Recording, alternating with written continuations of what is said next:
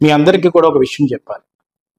నారా లోకేష్ గారు education minister గారు చరిత్రలో ఎప్పుడు ఇలాంటి ఎడ్యుకేషన్ మినిస్టర్ నేను చూడలేదు. గుడ్ డెసిషన్స్ తీసుకోవాలి. పిల్లలందరూ స్కూల్లో చదువుకునే వాళ్ళకి హైజీన్ ఫుడ్ కావాలి, హైజీన్ వాటర్ కావాలి. వాళ్ళందరినీ కూడా బాగా చూసుకోవాలని ఏకైక ఉద్దేశంతో రీసెంట్గానే పిల్లల మధ్యలో కూర్చొని వాళ్ళ చంద్రబాబు నాయుడు గారు కానీ, ముఖ్యమంత్రి వర్యులు కానీ, నారా లోకేష్ గారు కానీ అక్కడ భోజనం చేసి ఒక మెసేజ్ని పాస్ చేశారు ఆంధ్రప్రదేశ్ మొత్తం కూడా.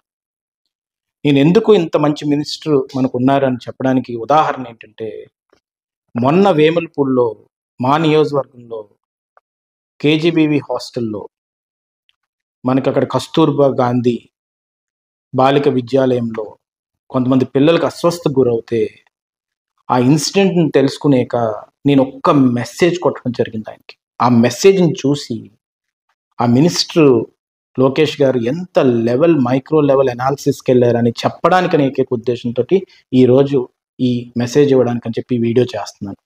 ఇది చెప్పకపోతే అందరికీ తెలియదు.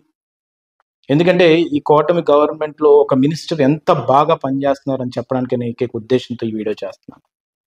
ఆయన ఏ లెవెల్ ఆఫ్ అనాలిసిస్కి వెళ్ళారు ఈ ఇన్సిడెంట్ మీద అనేది. చాలామంది మినిస్టర్లు ఇంత ప్రీవియస్ గవర్నమెంట్లో చూసాం. ఆ ఎగ్జామ్స్ పట్టించుకోరు, మార్కులు పట్టించుకోరు, ఇష్టం వచ్చినట్టు వదిలేస్తారు. కానీ ఈ ఎడ్యుకేషన్ మినిస్టర్ నారా లోకేష్ గారు ఏం చేశారంటే, ఆ మెసేజ్ నేను ఎప్పుడైతే పంపించానో ఇమీడియట్గా వాటర్ అనాలిసిస్ రిపోర్ట్ తీసుకురామని చెప్పారు. ఎవరన్నా పిల్లలు హాస్పిటల్లో ఇమీడియట్గా వైద్యం చేయించేసి ఇంటికి పంపించండి, హాస్టల్ మనం చూసుకోవాలి, జాగ్రత్త చూసుకోండి ఏదో నార్మల్ లాంగ్వేజ్లో చెప్పేస్తారు. కానీ ఒకటే చెప్పారు ఆయన అధికారులకి, ఇక్కడ కలెక్టర్ కానీ ప్రతి ఒక్కరికి కూడా, ముందు దీనికి బాధ్యత వహించిన వాళ్ళు ఎవరైతే నెగ్లిజెన్స్ ఉందో ఆ నెగ్లిజెన్స్ ఉండే వ్యక్తిని ముందు అర్జెంటుగా సస్పెండ్ చేయమన్నారు. ఆ నెగ్లిజెన్స్ ఏంటి అని తెలుసుకోవడానికి దానికి ఒక రిపోర్ట్ అనాలిసిస్ పెట్టమంటే, ఆ నెగ్లిజెన్స్ ఏంటంటే ఆ జరిగిన ఇన్సిడెంట్ని వాళ్ళ స్కిన్ కాపాడుకోవడానికి అనే ఉద్దేశంతో అక్కడ వి శాంతి అనే ఒక ప్రిన్సిపల్ దాని ఇన్ఫర్మేషన్ ఎక్స్పోజ్ చేయకుండా అక్కడ ఉన్న పిహెచ్సిలోని నార్మల్గా ఆమె వైద్యం చేయించి పంపించేద్దామని ఆలోచించారు. అది తెలుసుకొని ఆమెను ఇమీడియట్గా సస్పెండ్ చేయడం అనే ఏకైక ఉద్దేశం ఏంటంటే, దాని వెనక ప్రతి ఒక్కరికి ఒక మెసేజ్ ఇవ్వాలి. స్ట్రింజెంట్ రూల్స్ గవర్నమెంట్లో ఉన్నాయి. పిల్లల ప్రాణాన్ని స్టేక్ మీద పెడితే కానీ, పిల్లల ప్రాణాలని ప్రాబ్లం చేస్తే కానీ వాళ్ళ కఠిన చర్యలు ఉంటాయని ఏకైక ఉద్దేశంతో ఇది చేయడం జరిగింది.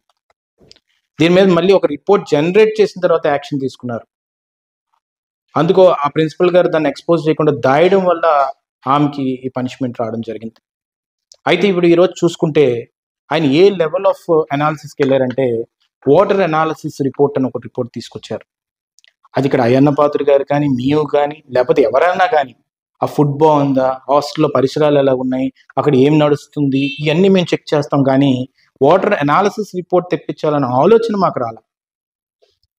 ఆయన ఇమీడియట్గా ఆ వాటర్ అనాలిసిస్ రిపోర్ట్ తీసుకురావడం వల్ల this drinking water is unsatisfactory for drinking purposes. The presence of MPN count of coliform bacteria ఉంది కాబట్టి is unsatisfactory for drinking purpose అని చెప్పి క్లియర్గా ఈ రిపోర్ట్లోని రాయడం జరిగింది. OHT overhead tank water is nil residual chlorine. So periodical cleaning of OHT and regular adequate chlorination with ISI grade bleaching powder sodium hypochloride solution is suggested అని చెప్పి ఒక report ఇవ్వడం జరిగింది. దీంట్లో RC levels should be monitored by the PHC paramedical staff by using chloroscope and maintain the log book of residual chlorine levels అని చెప్పడం జరిగింది. దీంట్లో సోర్స్ కనుక్కోవడానికి వాటర్ అనాలిసిస్ రిపోర్ట్ తీసుకొచ్చారు ఆయన. ఆ సోర్స్ కనుక్కోవడం వల్ల ఆ సోర్స్ వెంటనే we can get rid of the bacteria. అప్పుడు మొత్తం అందరూ సేఫ్ ఉంటారు. రేపు ఫ్యూచర్లో కూడా ఏంటి ప్రాబ్లం, సోర్స్ ఏంటి, OHTని ఈ విధంగా మెయింటైన్ చేయొచ్చు అని ఒక లాగ్ బుక్ మెయింటైన్ చేస్తారని చెప్పి ఆ పారామెడికల్ స్టాఫ్ ఎవరైతే ఉందో క్లోరోస్కోప్ పెట్టి అని అనాలిసిస్ చేస్తారు అని చెప్పి ఇవన్నీ కూడా అంత డీప్ మైక్రో అనాలిసిస్ చేయడం అనేది చిన్న విషయం కాదు. ఈరోజు ఒక మెసేజ్ అవే మినిస్టర్ కాబట్టి, ఒక వాట్సాప్ కాల్ అవే మినిస్టర్ కాబట్టి ఇమీడియట్గా స్పందించి ఈరోజు ఈ ప్రాబ్లంకి ఒక సోర్స్ని కనుక్కొని దాన్ని రెక్టిఫై చేసే విధంగా మాకు ఆ రిపోర్ట్ని పంపించి, దాంతోపాటు ఆ పిల్లల్ని బాగోగులు చూసుకోమని చెప్పి ఆ పిల్లలు వైద్యం అయిపోయిన తర్వాత సేఫ్గా హాస్టల్లో అన్ని పరిసరాలను కూడా ఒకసారి అక్కడికి వెళ్ళి కూడా అందరూ కూడా చూసి చెక్ చేసి దాని రిపోర్ట్ కూడా సబ్మిట్ చేయమని చెప్పారు. సో ఇలాంటి మినిస్టర్ ఉండడం ఆంధ్రప్రదేశ్కి అదృష్టంగా భావించాలి. ఇలాంటి ఎడ్యుకేషన్ మినిస్టర్ ఉండడం అనేది ఫ్యూచర్ కిడ్స్ అందరికీ కూడా మంచి ఫ్యూచర్ ఉంటుందనే ఏకైక భావంతో ఈ మెసేజ్ అందరికీ తెలియాలి. ఇలాంటి మైక్రో అనాలిసిస్ లెవెల్లో మీ అందరికీ కూడా ఒక హెల్తీ ఎకో సిస్టమ్ మెయింటైన్ చేయాలనే ఏకైక ఉద్దేశంతో ఈరోజు ఎడ్యుకేషన్ మినిస్టర్ గారు భావిస్తున్నారు.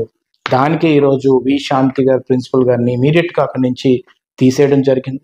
హాస్టల్ కూడా బాగా మెయింటైన్ చేయాలని చెప్పి ఆర్డర్స్ ఇవ్వడం జరిగింది.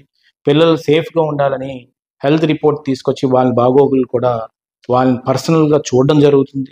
అలాగే వాటర్ అనాలిసిస్ రిపోర్ట్ని పంపించి ఈరోజు ఏ బ్యాక్టీరియా వాటర్లో ఉంది, దానివల్ల డైజెస్టివ్ సిస్టమ్లో ఏం ప్రాబ్లమ్స్ వస్తాయి, డయేరియా ఏ విధంగా ఈ సోర్స్ నుంచి వస్తుందని చెప్పి ఆ సోర్స్లో కూడా మనం క్లీన్ చేసుకొని అన్ని విధాలుగా కూడా ఓవర్ హెడ్ ట్యాంక్ని ఇమీడియట్గా చేసుకొని మనం ముందుకు వెళ్ళొచ్చు అని చెప్పి ఒక రిపోర్ట్ పంపించడం జరిగింది.